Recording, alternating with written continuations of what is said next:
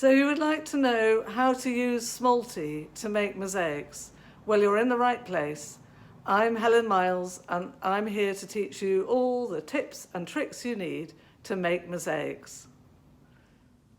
This is Smalti. It's a kind of compressed glass which is handmade in Italy, although you can also find variations of it which are made in China and Mexico.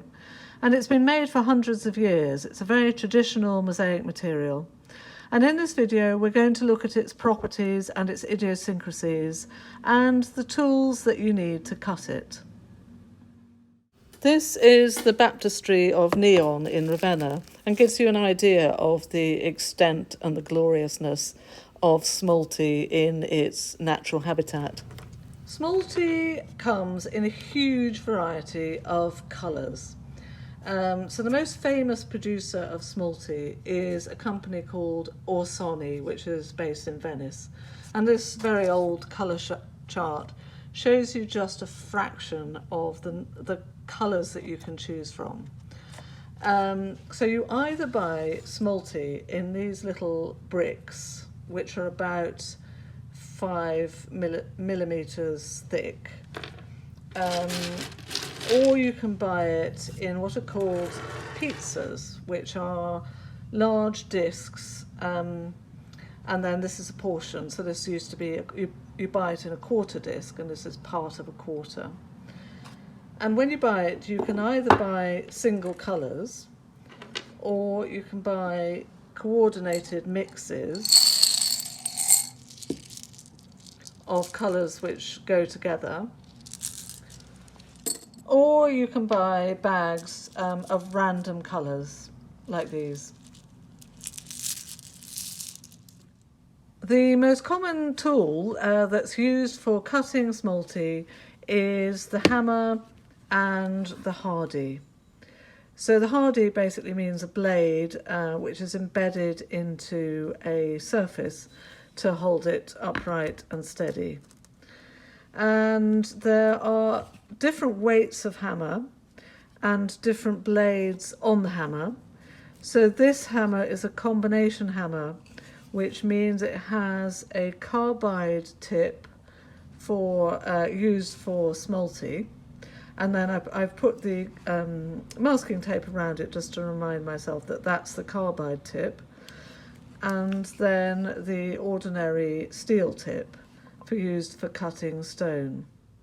You will also often see hardies embedded into tree trunks or lumps of wood like this one.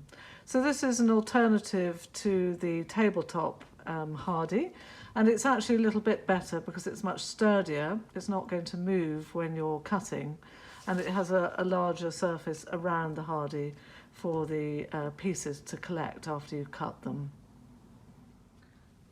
To cut a Smalti brick, you take the brick between your finger and your first finger and your thumb, hold it firmly over the blade of the hardie, then place the blade of the hammer directly over the blade of the hardie and tap down lightly.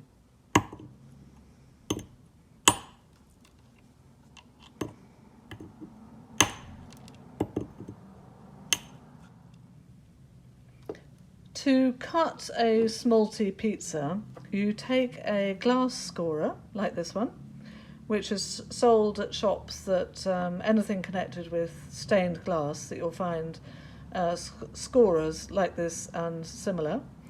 So you take the scorer, and there's a little wheel at the top, a little blade, don't know if you can see that, and run it firmly across the glass. And you take the glass and tap it firmly over the hardie, and it will break along the score mark. Here are 3 other tools that you can use for cutting Smalti. These are Lepinit wheeled nippers, and you just place the Smalti between the blades, push down and cut it.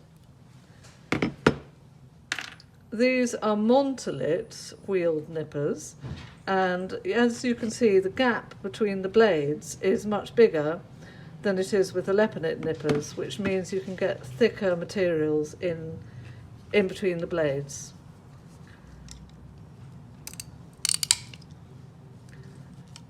So these are the cheapest, these are kind of fancy, and then these are super fancy, and they're so fancy I don't even know what they're called, but I bought them in Italy, in Ravenna, and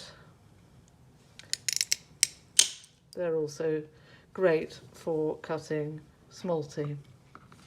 When you buy Smalti, you'll see that the surface is often pitted with these little holes, which are caused by air bubbles during the heating process when the glass is made. And these little these little pockets, holes in the surface of the glass, mean that Smalti is not a good material to grout. So you mostly, in fact entirely, use Smalti with the tile adhesive method, so whereby you're pressing the pieces directly into a paste made of tile adhesive rather than gluing them on and then grouting them. This is an example of a mosaic made entirely with Smalti. So as well as being aware of the holes in the surface of the Smalti, you should also be aware that the material, being glass, is extremely reflective. So that's a quality of Smalti which you can exploit and make part of your work, but it's certainly something to think about. Here is another example of a mosaic made with Smalti. So Smalti doesn't have to be used exclusively only Smalti with Smalti. It can be mixed with other materials. So this part of the mosaic is made with Smalti and the rest is made with marble. As I said, Smalti doesn't have to be used exclusively with Smalti.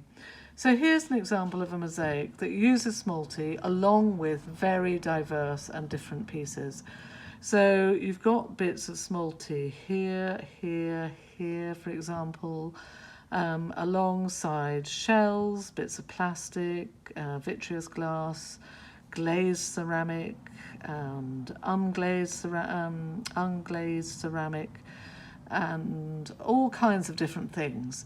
So you can see that Smalti doesn't, it not only doesn't have to be used by itself, but it can be amalgamated beautifully with other materials. So that is Smalti in a nutshell, an overview of the material and how to use it in mosaics. If you like this video and you'd like to see more, then please subscribe below.